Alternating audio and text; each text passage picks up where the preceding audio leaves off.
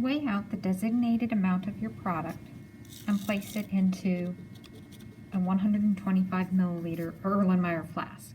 Use a volumetric pipette to dispense the appropriate amount of your standardized hydrochloric acid into the 125 milliliter flask with your product. Check to make sure that the pipette is delivering the amount that is desired. If it is not, you may need to use the same pipette multiple times in order to make sure that you deliver the appropriate amount. It is important that you dissolve your product completely. If it won't completely dissolve simply by stirring, what you may need to do is place the flask on a hot plate for just a few seconds in order to get to the solid to dissolve.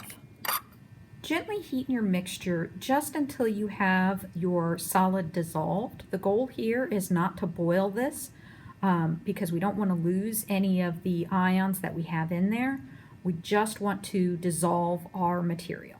Once you have dissolved all of your solid, you may wish to rinse off the stirring rod with a little bit of deionized water to make sure that you have transferred all of the solid and haven't been taking out any of the acid. So this will not change the amount of your dissolved product, and it won't change the amount of the acid that is present. Now you will need to add your indicator, which is methyl red. A couple of drops should do, but make sure that you can distinctly see the color. If it is very pale, you may wish to put in a couple more drops just so you can see it. So you'll notice that this is a pink color, reddish color at its low pH.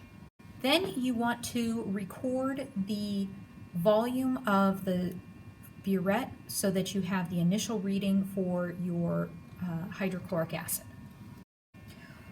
Once you know approximately how much of the sodium hydroxide you are going to add, you can add close to this amount to begin with. Until then, add small amounts, swirling in between.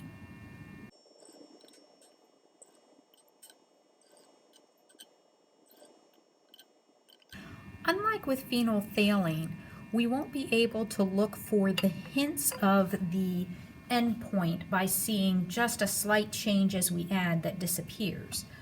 The change is going to be to orange and then yellow, so we're looking for kind of a peachy orange endpoint, and it's a little trickier to find than it is in the using phenolphthalein. However, the pH for the endpoint is a little bit different in this compound, and it won't work with phenolphthalein, and that's why we're using methyl red. Remember that as you get close to your endpoint, especially on your second and third trial when you know approximately how much that should be, you can do a couple of things to add your liquid very slowly. One thing is to simply flip over the nozzle, flip over the valve on the nozzle, and that will let just a few drops in. If you want to control it a little more than that, you can take your first and second finger and place it around the bottom of the burette and place your thumb on top of the valve nozzle. And then use your finger in between the nozzle and the valve to control how much you are adding of your material. This should allow you to turn very slowly and only add 1 or 2 drops at a time.